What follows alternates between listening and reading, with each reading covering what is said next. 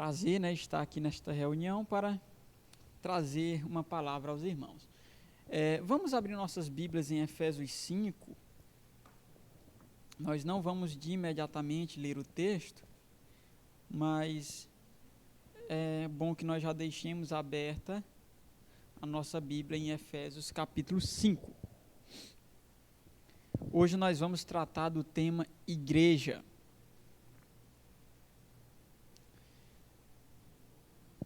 Um tema tão importante para nós.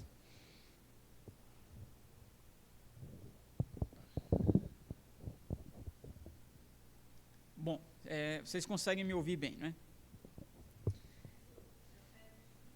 Efésios 5. Deixa só em Efésios 5 que a gente vai ler alguns textos diferentes, né?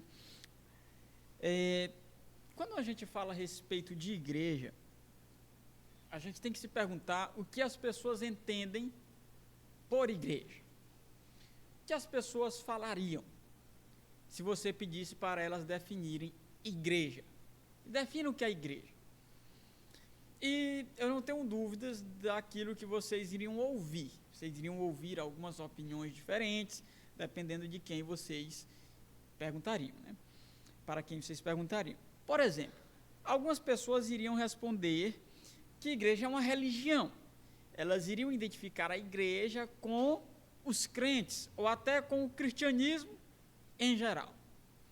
E a imensa maioria das pessoas, elas iriam ligar o termo igreja a um prédio, a um local, ao templo onde nós nos reunimos. Essa seria a definição mais, a que você mais escutaria da maioria das pessoas. E outros iriam identificar a igreja como uma denominação específica e etc. Então, dependendo de quem iria ouvir essa pergunta, você poderia obter diferentes respostas. Mas é importante a gente destacar o seguinte: nada, até os nossos dias, dividiu mais a igreja do que a compreensão do que é a igreja. Nada na história da igreja dividiu mais a igreja do que aquilo que é compreendido pelo que é a própria igreja. Ao longo da história da igreja, nós temos momentos em que determinadas doutrinas elas foram muito discutidas e, por elas serem muito discutidas, elas foram quase que esgotadas. Ou seja, tudo que tinha para dizer a respeito dela foi dito, e então se definiu doutrinas, como por exemplo a Trindade.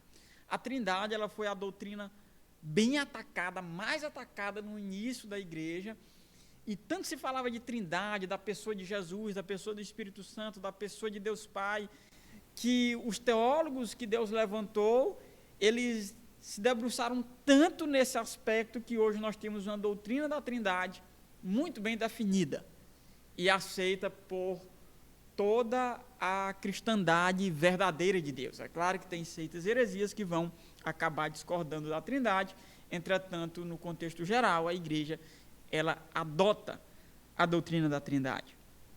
E alguns estudiosos vão dizer que a nossa época é a época em que a doutrina da eclesiologia, que é o estudo da igreja, é o tema mais debatido. Em outras palavras, seria a nossa época que iria definir ou estabelecer da melhor maneira possível o que é a igreja em todas as suas implicações para a nossa vida. Eu admito para vocês que eu não acho que esse seja o caso. Embora eu esteja contra a maioria da opinião, eu não acredito que a doutrina da eclesiologia seja foco central em nossos dias. Eu acredito que a doutrina da escatologia seja o foco central. Portanto, eu não tenho muitas esperanças de que haverá uma unidade maior em um breve tempo daquilo que é igreja e de suas implicações para as nossas vidas. E se você perguntar para aquelas pessoas de dentro do contexto das igrejas evangélicas, elas irão definir igreja em termos muito simples. Elas irão definir igreja na etimologia da palavra. Por exemplo, muitos dirão assim: olha, igrejas, o termo igreja vem do grego eclesia, que significa chamados para fora. somos chamados para fora do mundo. É verdade isso? É. Entretanto, essa é uma definição muito básica, muito simplista, e que ignora a grande parte da verdade, daquilo do que é igreja. E essa definição muito simplista, ela acaba trazendo a falsa compreensão de que as pessoas sabem o que de fato é igreja. E também essa questão a respeito do que é ou do que não é igreja, né? Algumas pessoas, elas têm se levantado no chamado movimento desigrejado. O movimento desigrejado é um termo utilizado para aquelas pessoas que acham que elas podem ser crentes sem estarem unidas ao corpo de Cristo, ou à comunidade de crentes. E esse movimento, ele tem diversos aspectos, diversas mudanças, mas o princípio básico desse movimento é dizer que Deus não habita em templos feitos por mãos humanas. Portanto, eles acham errado vir para esse templo, então eles vão se reunir aonde? Na casa deles, no bar, ou seja, lá onde for. Eu não sei se foram humanos que construíram a casa deles, né? Ou se foram alienígenas, já que eles dizem que Deus não habita em templos feitos por mão humana, vamos habitar lá em casa. E sua casa é feita por quem? Né? Então a gente vê que são pessoas que têm um desconhecimento bíblico muito amplo e que acabam propagando heresias destruidoras no meio do povo de Deus. Enfim, essas pessoas, elas rejeitam a igreja institucional, a igreja enquanto instituição. E elas acham que sabem o que é a igreja. Então, esse movimento, ele é muito forte em nossos dias, daquelas pessoas que acham que podem ser crentes em casa, crentes sozinhas. E elas acompanham vídeos no YouTube e na internet, e elas acham que a vida cristã delas está sendo guiada enquanto elas caminham a passos largos para o inferno, porque estão menosprezando a instituição feita pelo próprio Jesus Cristo, menosprezando o corpo de Cristo, não estando ligados ao corpo, jamais estarão ligados ao cabeça, que é Cristo.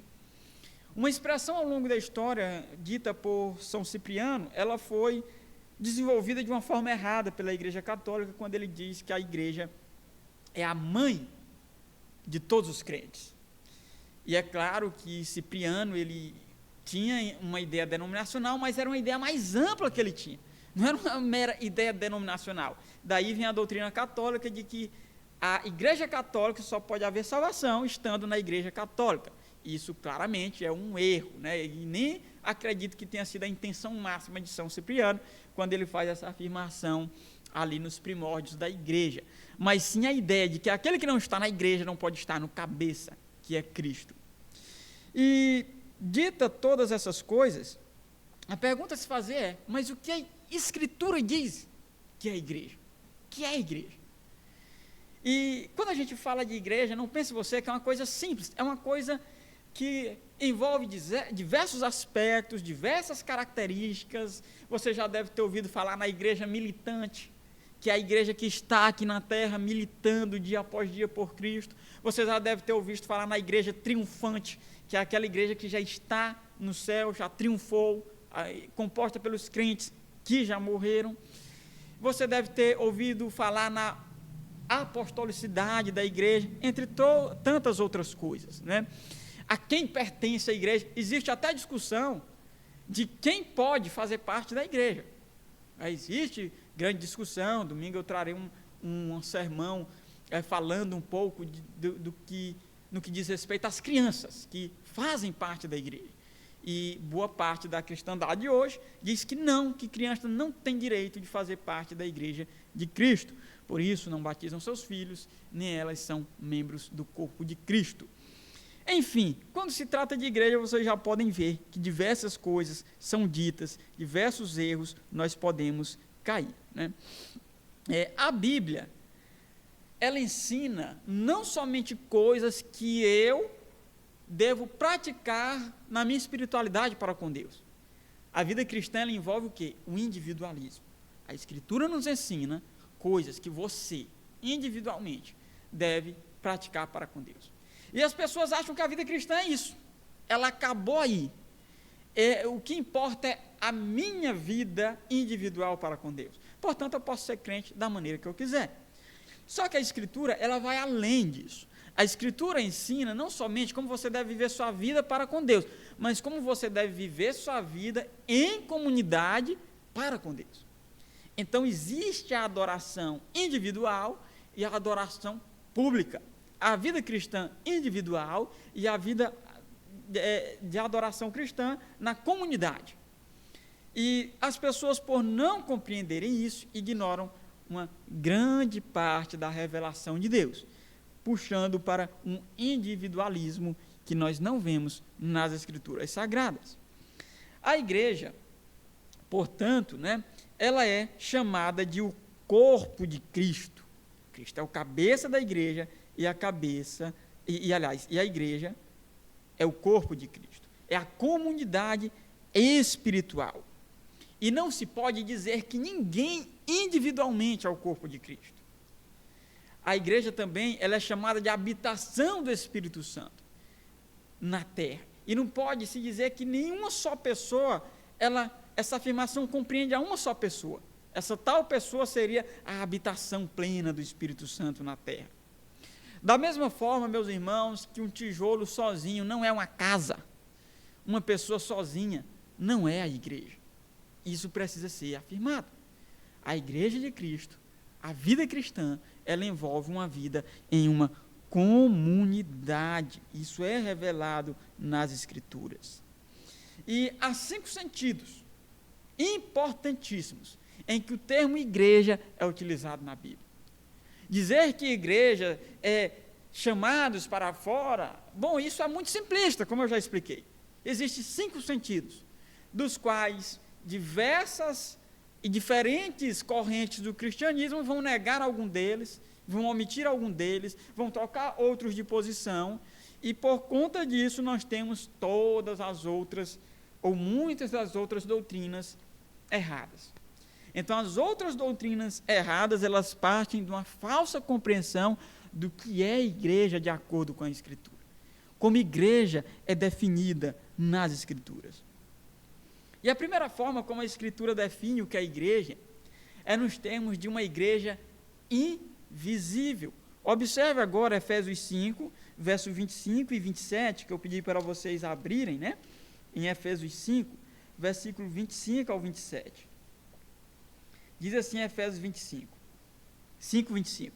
Maridos, amai vossa mulher, como também Cristo amou a igreja, e a si mesmo se entregou por ela, para que a santificasse, tendo-a purificado por meio da lavagem de água pela palavra, para apresentar a si mesmo igreja gloriosa, sem mácula, nem ruga, nem coisa semelhante, porém santa e sem defeito. A pergunta é, de que igreja Paulo está falando aqui? Ele está falando da primeira igreja presbiteriana de Teresina? Ele está falando da primeira igreja batista de Teresina? Ele está falando da igreja da Assembleia de Deus? Da igreja aos Efésios somente? Não. Paulo, ele tem em mente aqui o que a gente chama de a igreja invisível de Cristo. Por que a igreja invisível? Porque é uma igreja que a gente não vê. Isso é chamado de igreja invisível. E que igreja é essa que a gente não consegue ver? Ora, você sabe quem são os eleitos de Deus verdadeiramente? Nós não podemos ter certeza da salvação de ninguém, a não ser da nossa mesma. Como vai dizer Romanos 8,16, que o Espírito Santo de Deus testifica com o nosso espírito que nós somos filhos de Deus. Portanto, a certeza da sua própria salvação você pode ter. Agora, a certeza de terceiros? Não. Por exemplo, você consegue ver todos os crentes que já nasceram? Não. Você consegue ver os crentes que ainda irão nascer? Também não. E nem aqueles que já estão no céu. Então, aos eleitos de todas as épocas, de todos os tempos, que já nasceram, que já existem e que ainda irão nascer, a esses crentes que são os eleitos de Deus, nós chamamos de igreja invisível. Entendido? Olha, Efésios 5, versículo 32, lá na frente. Grande é este mistério, mas eu me refiro a Cristo e a igreja. Novamente, essa expressão igreja, sendo tratada como a noiva de Cristo aqui, ela é uma afirmação referente aos eleitos de Deus. A palavra significa o corpo de todos os fiéis, quer estejam no céu, quer na terra, quer que já estão ou que serão ainda unidos a Cristo. Esse termo compreende até aqueles crentes, note bem, aqueles crentes que estão vivos hoje, mas ainda não se converteram. Esses crentes que estão vivos hoje, mas que ainda não se converteram, eles são compreendidos nessa afirmação de que Cristo morreu por eles, de que eles serão apresentados santos e sem mácula. E essa afirmação é importante, porque é dessa igreja que vai proceder todas as outras significâncias de igreja na Bíblia. Porque esse é um significado bíblico do que é a igreja. Existem aqui pelo menos mais 4 significados bíblicos do que é igreja. Mas é dessa igreja, a igreja invisível dos eleitos, que todas as outras vão surgir. Essa primeira afirmação, ela é negada pelos católicos romanos.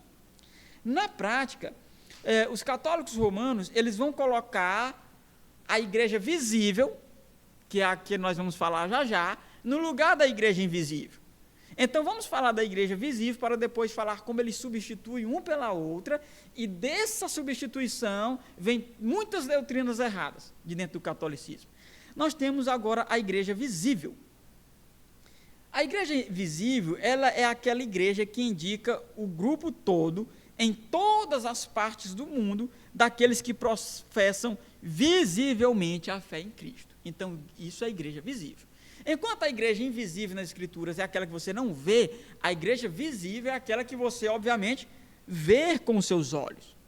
É aquela que nós enxergamos. Essa é a igreja institucional. A igreja enquanto instituição, negada por quem? Pelos desigrejados, por exemplo.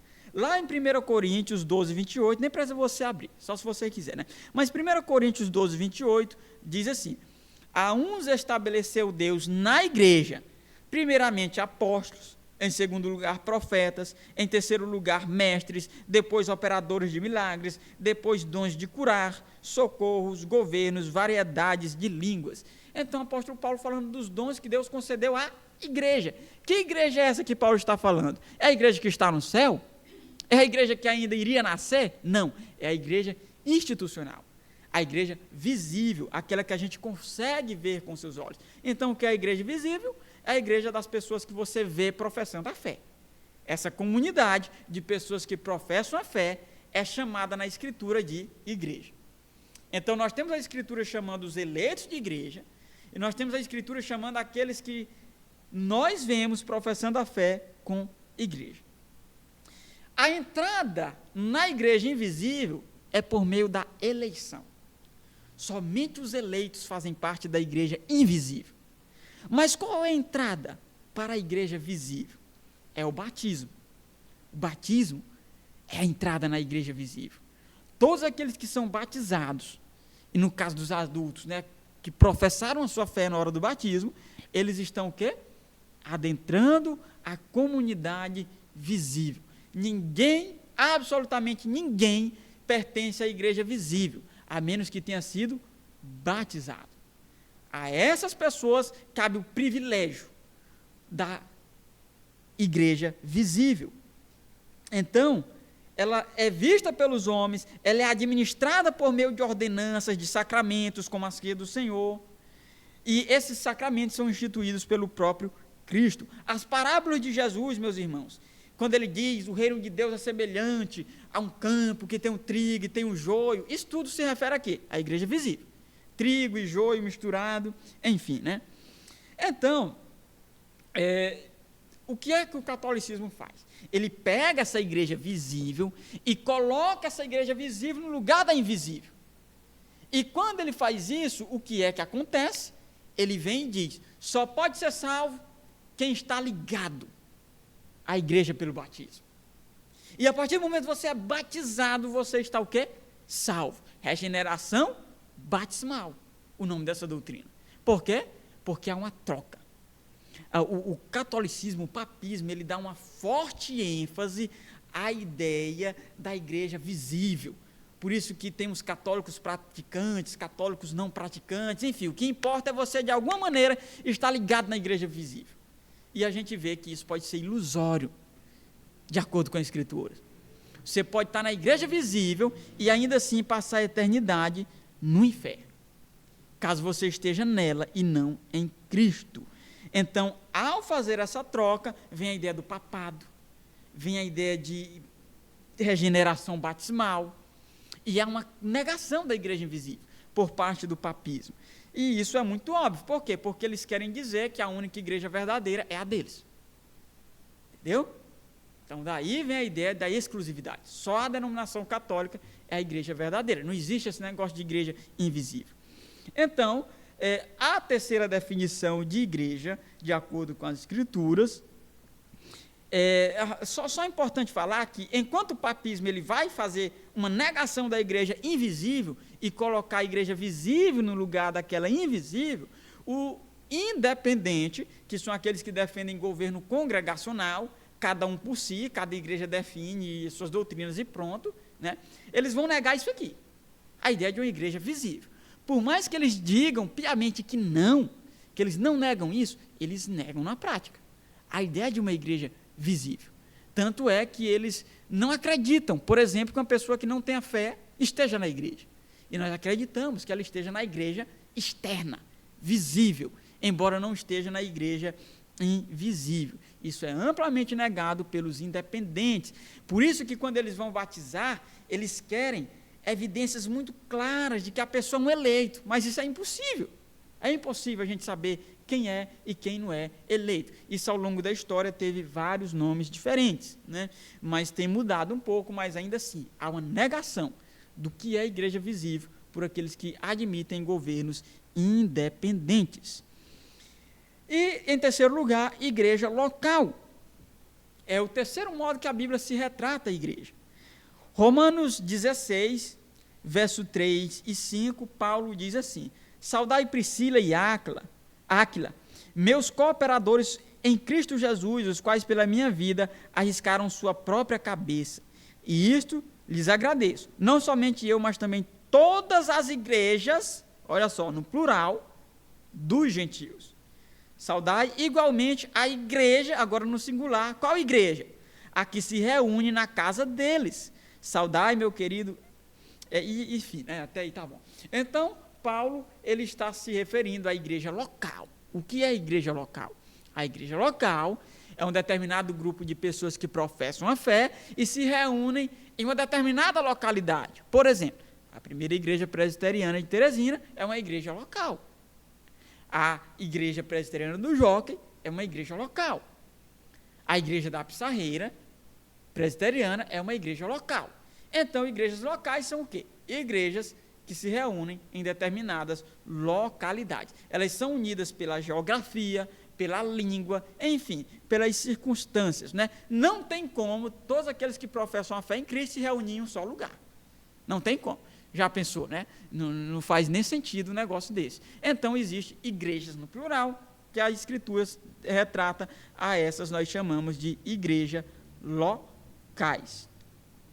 E também nós temos igrejas na Bíblia como uma definição de um determinado grupo que está debaixo de um governo eclesiástico. Essa é uma quarta definição do que é a igreja. Igreja invisível, igreja visível, igreja local, né? Então, igreja invisível, eleitos. Igreja visível é aquela que compreende diversas denominações. Igreja local é aquela que você vai se congregar, né? E agora, a igreja sob um determinado governo eclesiástico. O Novo Testamento, ele aplica-se a um grupo de congregações associadas sob um governo comum. Então, o termo igreja, ele aplica-se a pessoas que estão sobre o mesmo governo. Por exemplo, na igreja você vai encontrar o termo falando o seguinte: a igreja de Jerusalém, está no singular. Só que a gente sabe que em Jerusalém não havia uma só igreja. Haviam várias igrejas. E por que então que é falado da igreja de Jerusalém. Porque essas igrejas, elas estavam debaixo do mesmo governo eclesiástico. Por isso o termo a igreja no singular, e não as igrejas de Jerusalém. E esse governo eclesiástico fica ali muito claro quando se tem um concílio lá de Jerusalém, lá em Atos. Claro que aquelas igrejas de Jerusalém, elas estavam debaixo do mesmo governo. Olha, só no dia de Pentecostes se converteram 3.000 almas. E você vê no livro de Atos que Deus, dia após dia, ia acrescentando à igreja os que iam sendo salvos. Então, todas essas pessoas, elas não se reuniam em um único lugar. Isso é impensável, isso é impossível. Essas pessoas se reuniam em diversas casas, em diversos locais diferentes. Mas essas pessoas, elas são chamadas de a igreja no singular, por quê? Porque elas estavam debaixo de um único governo eclesiástico. Esse é um dos sentidos do qual a igreja é tratada na Escritura. Esse termo também se refere a outras igrejas, como a igreja de Corinto e todas as outras igrejas referidas no singular na Escritura, né? Então, tanto a proximidade geográfica como o governo que submetia essas igrejas, elas estavam sendo relacionadas uma com a outra, por isso são chamadas no singular.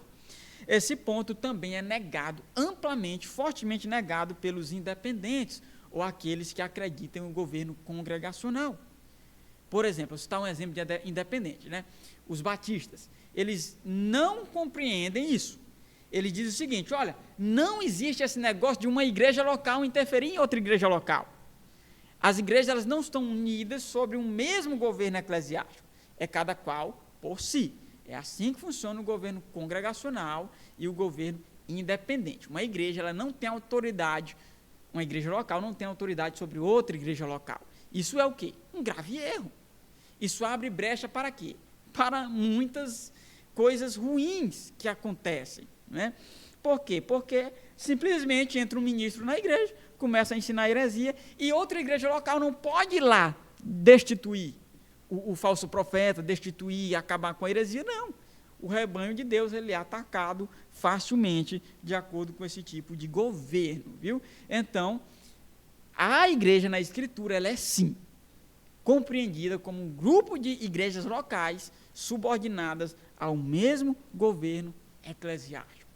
Por isso que não existe concílio de várias igrejas nas denominações independentes, como, por exemplo, a Assembleia de Westminster.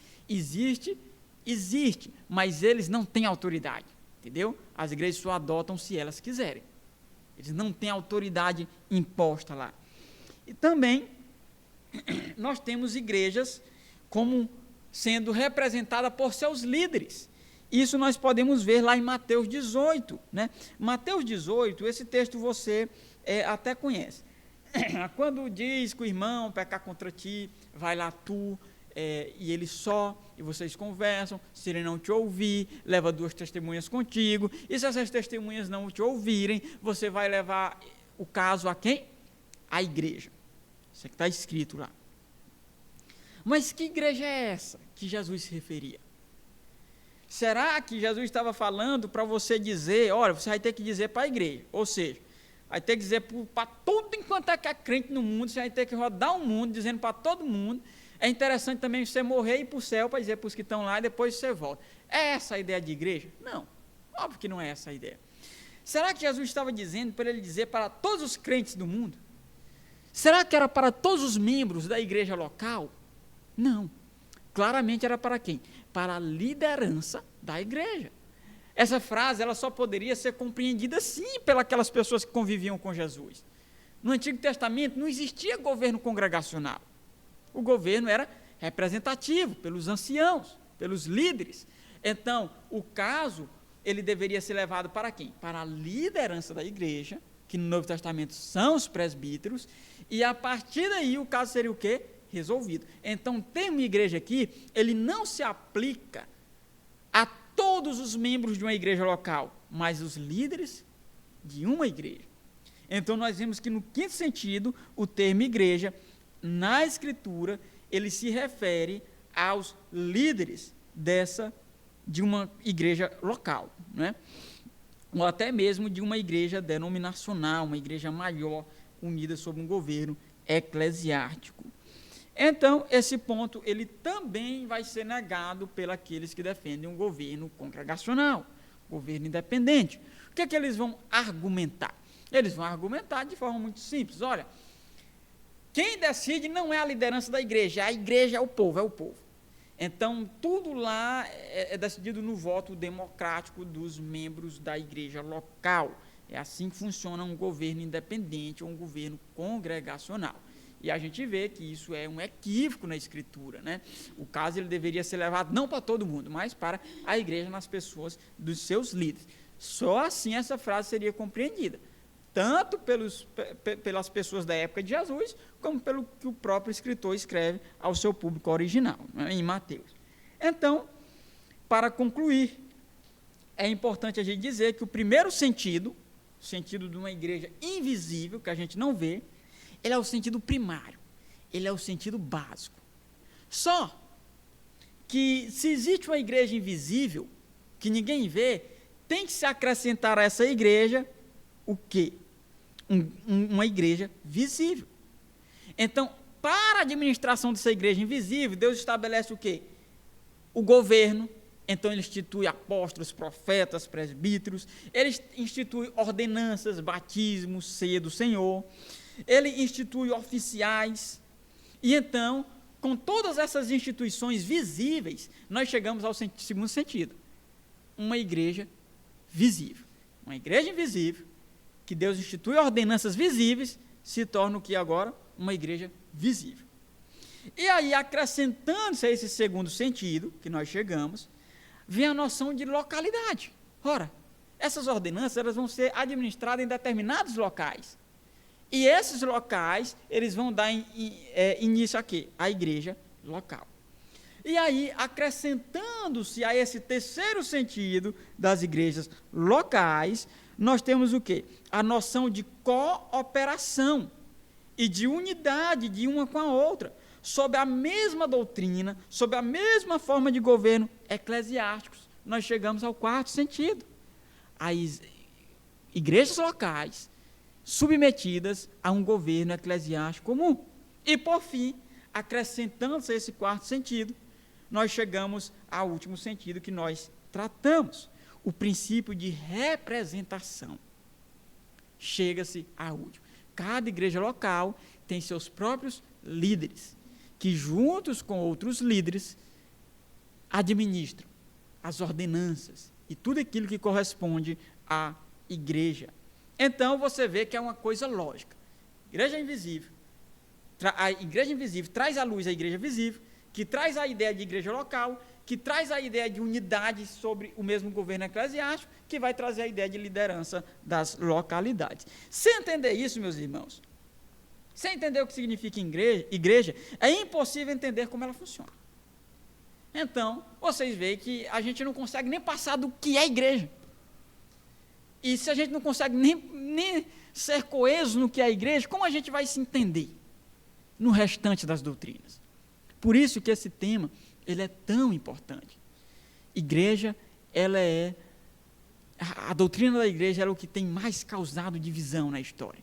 E aqui eu trouxe 5 definições, de acordo com textos bíblicos, do que significa a igreja. E eu espero que você volte para a sua casa hoje, sabendo que você pertence a essa igreja. Alguém tem alguma coisa?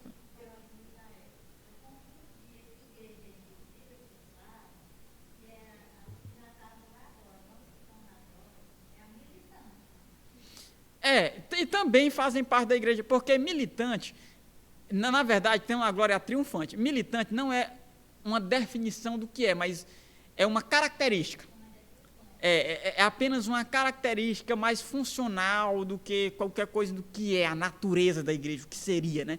Eles são igreja invisível, juntamente com os eleitos de Deus.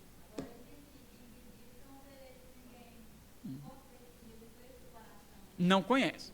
A gente trabalha nos termos da igreja visível. É assim que a gente trabalha.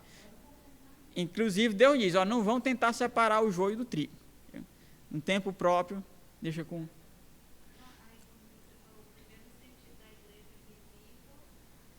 Ela é composta dos eleitos.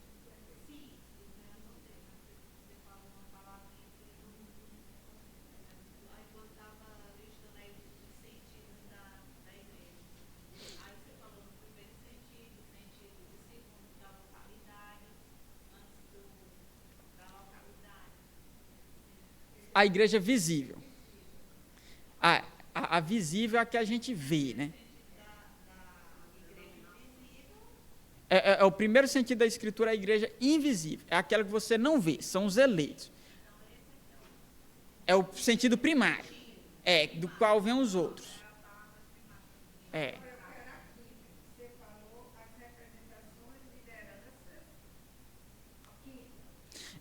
A igreja ela é chamada também, é chamada de igreja apenas os representantes dela, né?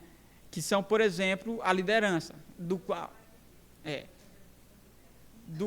as pessoas devem levar suas queixas, leva para a igreja. Quem é a igreja ali? Os líderes. Não é que você vai sair fofocando para os irmãos, né? Ali é a igreja, de fato é a igreja de Cristo ali, viu, reunida. Aquilo a gente chama de igreja também, que é a representatividade.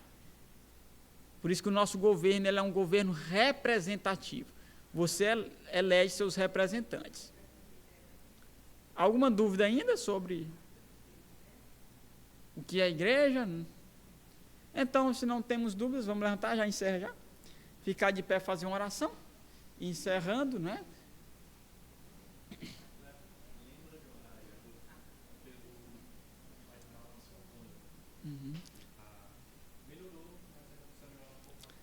Tá.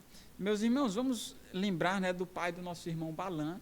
Vamos fazer essa oração também por ele nesse momento. Senhor Deus, nessa noite nós queremos te agradecer pela tua palavra. E, Senhor, como tem sido difícil a tua igreja entender pelo menos o que é a igreja. Que o Senhor possa nos ajudar na compreensão, a propagar a verdade, a mostrar na Escritura que igreja, ela existe em vários sentidos. Não é um sentido único, não é um sentido simples. E que essas simplificações, elas têm afastado muitas almas do corpo de Cristo. Elas têm criado várias denominações que nada tem a ver com o Evangelho de Deus. Ó Senhor, que possa mudar essa realidade. Senhor, nós também te pedimos aqui nesse momento pela vida do pai do nosso irmão Balan. Eles têm passado uma dificuldade muito grande com o pai dele e os familiares. A mãe dele tem sofrido bastante com esse momento. E, Senhor, nós sabemos a dificuldade que é na hora da enfermidade, na hora da dificuldade, vem o medo, vem a tensão.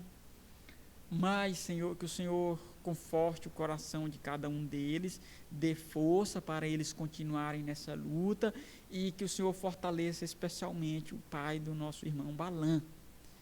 Dê força para ele, para que ele consiga resistir às enfermidades, às dificuldades e que ele consiga, Senhor, fazer essa cirurgia, que a cirurgia venha a ser um sucesso e que ele venha voltar para casa para a honra e para a glória do teu nome.